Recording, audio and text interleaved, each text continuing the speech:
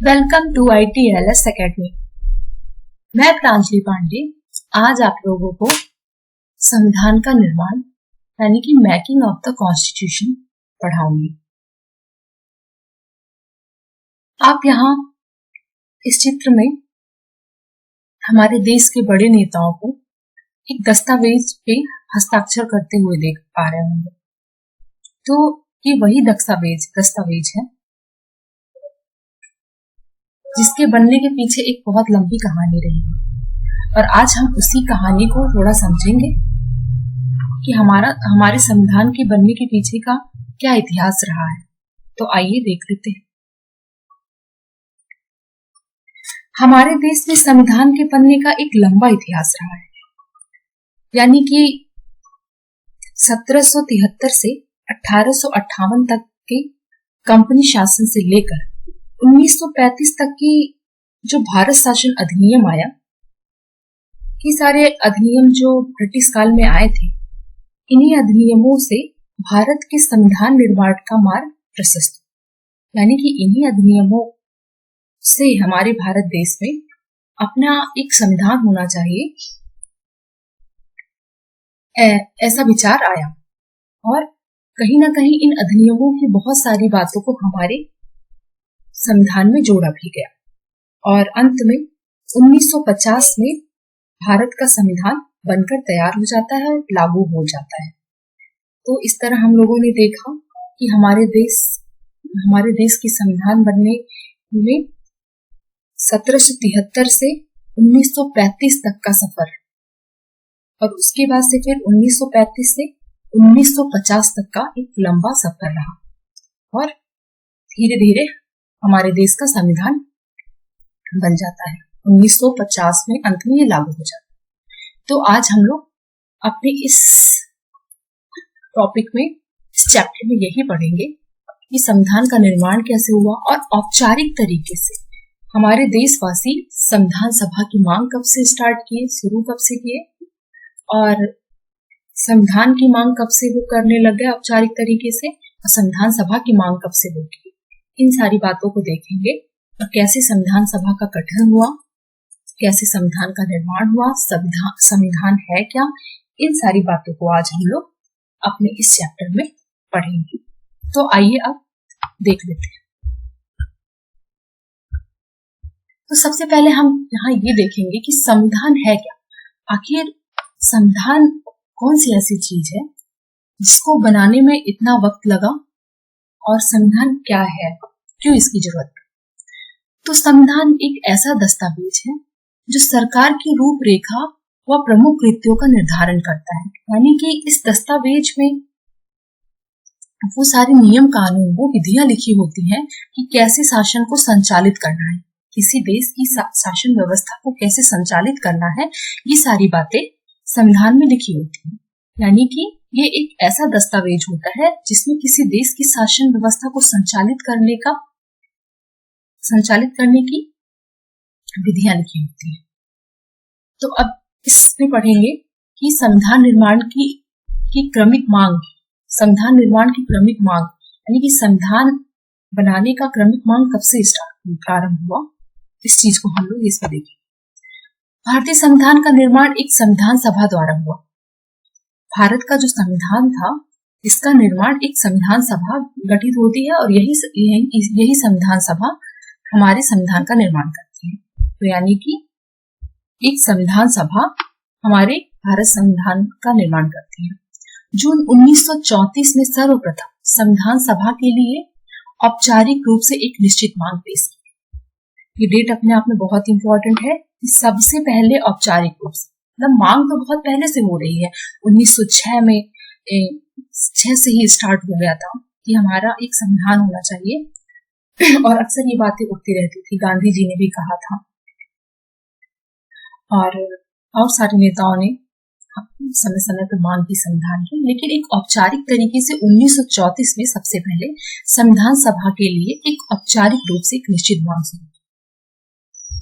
तो सबसे देख लिया हम लोगों ने कि औपचारिक रूप से 1934 में मांग स्टार्ट हुई और फिर 1936 में लखनऊ में हुए अखिल भारतीय कांग्रेस अधिवेशन में भारत के लिए एक प्रजातांत्रिक संविधान बनाने के लिए एक संविधान सभा की मांग प्रस्तुत हुई और संविधान सभा की मांग 1936 में लखनऊ में जो अखिल भारतीय कांग्रेस अधिवेशन हुआ था, वहां से एक संविधान सभा की मांग स्टार्ट हुई। वहां से संविधान सभा की मांग की शुरुआत हुई। अब देखते हैं अगस्त प्रस्ताव। अगस्त प्रस्ताव 1940 में पहली बार संविधान सभा की मांग को ब्रिटिश सरकार ने आधिकारिक रूप से स्वीकार कर लिया कि 1940 भी अपने आप में अत्यंत महत्वपूर्ण, क्योंकि पहली बार मतलब हमारे देशवासी तो संविधान सभा की मांग कर रहे हैं, संविधान निर्माण की मांग कर रहे हैं, लेकिन ब्रिटिश सरकार इसे आधिकारिक रूप से अपनी स्वीकृति नहीं प्रदान कर रहे थे। यानी कि 1940 वो तिथि है जब ब्रिटिश सरकार आधिकारिक रूप से स्वीकार कर लेता है कि ठीक है, भारतवासी अपना एक संविधान सभा बना सकते हैं और अपने संविधान निर्माण की जो प्रक्रिया है उसकी शुरुआत कर सकते हैं। इसलिए अगस्त प्रस्ताव 1940 भी अत्यंत महत्वपूर्ण। अब देखते हैं क्रिप्स प्रस्ताव। क्रिप्स प्रस्ताव 1942 में स्पष्ट रूप से संविधान सभा की रूपरेखा की बात कही गई थी और क्रिप्स मिशन जो 1942 में आया, इसमें संविधान सभा की क्या रूपरेखा रहेगी, यानी कि संविधान सभा का क्या स्ट्रक्चर होगा, कितने मेंबर्स होंगे संविधान सभा में, इन सारी बातों को रखा गया और कैसे उनका चुनाव होगा, वो प्रत्यक्ष रूप से चुने जाएंगे, अप्रत्यक्ष रूप से चुने जाएंगे, ये सारी बातें क्रिप्स मिशन में बताई गई। और भारत में संविधान सभा का गठन कैबिनेट मिशन योजना के प्रावधान के अनुसार अप्रत्यक्ष रूप से राज्यों के विधानसभाओं द्वारा 1946 में किया गया था। और जो कैबिनेट मिशन आया 1946 में, इसमें प्रावधान किया गया कि जो संविधान सभा में जो सदस्य होंगे उनका चुनाव अप्रत्यक्ष रूप से राज्य की जो विधानसभा होंगी वो करेंगी। 1946 में हमारा संविधान सभा बन जाता है। और अब देख लेते हैं कि संविधान सभा का गठन कैसे हुआ, संविधान सभा में का क्या स्ट्रक्चर क्या था, उसकी संरचना क्या थी, ये सारी बातें हम लोग अपने इस चैप्टर में पढ़ेंगे।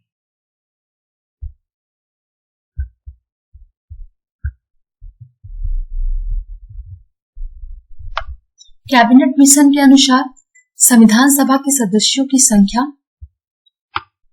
379 थी, जिसमें 229 प्रांतों में से थे तथा 93 देशी रियासतों में से थे चुने जाते थे। यानी कि कैबिनेट मिशन ने बताया कि संविधान सभा के जो सदस्यों की संख्या है वो 379 रहेगी और उसमें जो 229 हैं वो प्रांतों से आएंगे और जो 93 है वो देशी रियासतों से आएंगे। यानी कि संविधान सभा में 229 जो सदस्य हैं वो प्रांतों से आएंगे और 93 उस समय देशी रियासतें थी कुछ, तो 93 जो सदस्य हैं वो देशी रियासतों से आएंगे और 4 कमिश्नरी क्षेत्र से आएंगे। प्रत्येक प्रांत और देशी रियासतों को अपनी जनसंख्या के अनुपात में स्थान आवंटित किए गए थे। जैसे कि आज के टाइम में भी परिसीमन की व्यवस्था है, उस तरह जनसंख्या के अनुपात में, और उसी तरह उस टाइम में भी संविधान सभा के सदस्यों के निर्वाचन के लिए जनसंख्या के अनुपात में उनकी सीटें तय की गई थी, कितने मेंबर्स कहां से आएंगे, ये सारी बातें। 1946 ईस्वी में संविधान सभा का चुनाव हुआ, यानी कि अब 1946 का वक्त आ जाता है, टाइम आता है और हमारे लिए एक संविधान सभा का गठन कर दिया जाता है और यही संविधान सभा हमारे संविधान का निर्माण करेगी। तो 1946 में संविधान सभा बनके तैयार हो जाता है और इसकी कुल सदस्य 379 सदस्यों में से प्रांतों के लिए निर्धारित 296 सदस्यों के लिए चुनाव हुए। यानी कि थे मेंबर्स तो होने थे इसमें 379, लेकिन 296 सदस्यों के लिए चुनाव होता है और इसमें कांग्रेस को मिलती है 208 सीटें और मुस्लिम लीग को मिलती है 73 सीटें और 15 अन्य दलों को मिलती है। इस तरह हम लोगों ने देखा कि 208 सीटें मिलती है कांग्रेस को, मुस्लिम लीग को मिलती है 73 सीटें और 15 अन्य दलों को मिलती है। संविधान सभा की तीसरी बैठक 13 दिसंबर 1946 को हुई, जिसमें पंडित जवाहरलाल नेहरू ने उद्देश्य प्रस्ताव पेश किया। ये 13 दिसंबर 1946 का जो तीसरा बैठक हुआ था, ये अपने आप में अत्यंत महत्वपूर्ण है, क्योंकि इसी दिन पंडित जवाहरलाल नेहरू ने अपना उद्देश्य प्रस्ताव पेश किया था और इसी उद्देश्य प्रस्ताव से हमारे भारत देश की, हमारे संविधान की प्रस्तावना को लिया गया। इसी के साथ संविधान के निर्माण का कार्य शुरू हुआ, यानी कि 1946 में प्रस्तावना उद्देश्य प्रस्ताव पेश किया गया और यहीं से संविधान के निर्माण की प्रक्रिया की शुरुआत हो गई। और हमारी संविधान सभा के उपाध्यक्ष H.C. मुखर्जी थे। उपाध्यक्ष इसके H.C. मुखर्जी थे। और हम अब इसमें देख लेंगे कि संविधान सभा की कुछ समितियां थी, यानी कि संविधान सभा का कार्य था संविधान का निर्माण करना, यानी कि संविधान के निर्माण के लिए ही संविधान सभा बनाई गई थी। तो संविधान को बनाने के लिए कुछ छोटी बड़ी कुछ समितियों का भी निर्माण किया गया था। तो इसमें कुछ समितियां दी गई हैं, कुछ बड़ी समितियां दी गई हैं। तो हम लोग इसमें देख लेते हैं, हम लोग इसमें देखेंगे संघ शक्ति समिति, पंडित जवाहरलाल नेहरू इसके अध्यक्ष थे। मौलिक अधिकार समिति, सरदार वल्लभ भाई पटेल इसके सदस्य थे। संघ संविधान समिति, जवाहरलाल नेहरू इसके अध्यक्ष थे। झंडा समिति, इसके अध्यक्ष थे जेबी कृपलानी। कार्य संचालन समिति, इसके अध्यक्ष थे के.एम. मुंशी। तदर्थ समिति, इसके अध्यक्ष थे एस. वर्धा। प्रांतीय संविधान समिति, इसके अध्यक्ष थे सरदार वल्लभ भाई पटेल। प्रारूप समिति, ये अपने आप में अत्यंत महत्वपूर्ण समिति है और इसके अध्यक्ष थे डॉक्टर भीमराव अंबेडकर।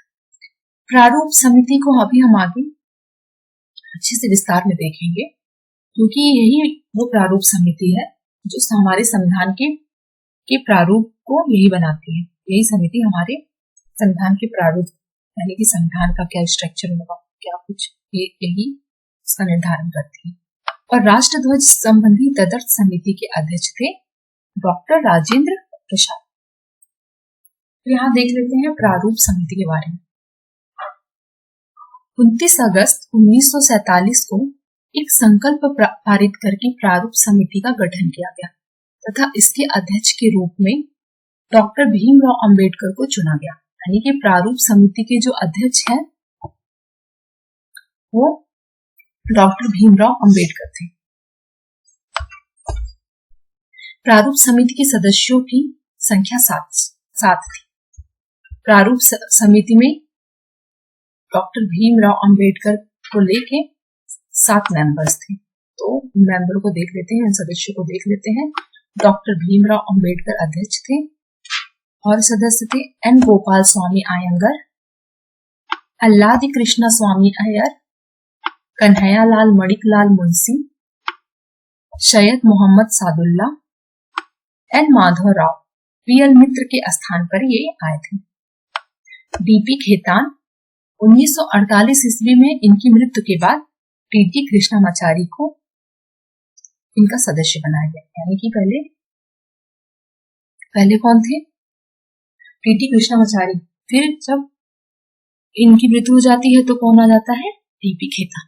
तो इस तरह हम लोग इसमें देख लिए कि प्रारूप समिति के अध्यक्ष कौन थे? डॉक्टर भीमराव अंबेडकर। और हमारे संविधान के निर्माण में भीमराव अंबेडकर जी का बहुत महत्वपूर्ण योगदान रहा है। तो प्रारूप समिति के ये अध्यक्ष भी थे और 7 मेंबर्स के बारे में हम लोगों ने देखा पढ़ा। और अब हम लोग पढ़ेंगे कि संविधान सभा की आलोचना क्यों की जाती है। हम लोग ये देख लिए संविधान सभा की मांग कैसे हुई, उसकी क्रमिक मांग के बारे में पढ़े और संविधान सभा में कैसी छोटी बड़ी समितियां थी उसके बारे में हम लोग पढ़े। और हम लोग संविधान सभा के स्ट्रक्चर, उसकी संरचना के बारे में पढ़े कि कितने सदस्य होने थे और संविधान सभा के सदस्यों का जो चुनाव था वो किस तरह होना था, अप्रत्यक्ष रूप से हुआ, और किसको कितनी सीटें मिली, कांग्रेस को कितनी सीटें मिली, मुस्लिम लीग को कितनी सीटें मिली, इन सारी बातों को हमने देखा।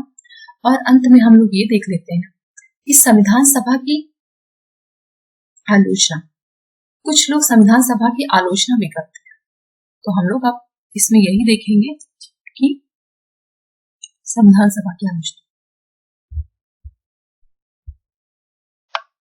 कुछ सदस्यों का मानना था कि संविधान सभा में नियुक्त किए गए लोग पूरी तरह से भारत की जनता द्वारा निर्वाचित नहीं किए गए, जो कि सार्वभौमिक वयस्क मताधिकार के आधार पर मान्य किया जाना चाहिए था। यानी कि पहले ये तय हुआ था कि संविधान सभा के जो सदस्यों का निर्वाचन है वो वयस्क मताधिकार, सार्वभौमिक वयस्क मताधिकार के आधार पर होगा प्रत्यक्ष तरीके से। लेकिन बाद में क्या होता है, अप्रत्यक्ष तरीके से चुनाव हो जाता है, विधानसभा के जो मेंबर्स होते हैं वही इनका निर्वाचन करते हैं।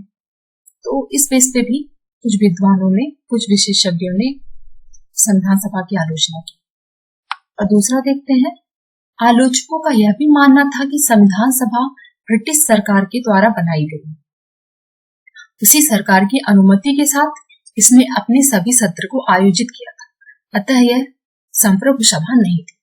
और कुछ आलोचक ये कहते थे कि संविधान सभा तो जब देश आजाद नहीं हुआ था तभी बना था, और कहीं ना कहीं अंग्रेजों की भी उसमें कुछ रजामंदी होती थी, अनुमति होती थी। तो इस तरह संविधान सभा अपने आप में संप्रभु कैसे हुआ, जब अंग्रेजों की भी उसमें अनुमति चलती थी, रजामंदी चलती थी, यानी कि बाहरी देश का भी जब नियंत्रण था, तो अपने आप में संप्रभु कैसे हुआ। तो इस बात पे भी कुछ आलोचक, कुछ विशेषज्ञ इसका की आलोचना करते हैं। और अब देख लेते हैं, ग्रानविले ऑस्टिन ने इसे एक पार्टी वाले देश में एक पार्टी की सरकार वाला संविधान सभा कहा। यानी कि उस टाइम पीरियड में, उस समय कांग्रेस दल का बहुत अधिक बोलबाला था, और कांग्रेस ही सबसे बड़ी पार्टी थी। तो अक्सर किसी भी कार्य के लिए सर्वे सर्वा कांग्रेस ही हुआ करती थी। तो आलोचक हैं, उन्होंने इस बेस पे आलोचना की है कि संविधान सभा में कांग्रेस का ही केवल बोलबाला रहा, यानी कि और कोई विपक्ष पार्टी या और किसी दल का उसमें महत्वपूर्ण योगदान नहीं रहा। तो कहीं ना कहीं केवल कांग्रेस का ही अपने हिसाब से लोगों ने उसमें उसके मेंबर्स को बनाए। तो इस तरह कुछ आलोचना होती है। और देखते हैं कि कुछ आलोचकों का यह भी मानना था कि यह सिर्फ और सिर्फ एक हिंदू सभा थी। कुछ इस बेस पे भी आलोचना करते हैं कि इसमें केवल हिंदू सभा थी, यानी कि इसमें हिंदुओं का बोलबाला था, इसमें अन्य जाति के लोगों का ज्यादा बोलबाला नहीं था, क्योंकि देश के एकमात्र बड़े समुदाय का प्रतिनिधित्व करता था। तो कुछ लोग इस बेस पे भी हमारे संविधान सभा की आलोचना करते थे।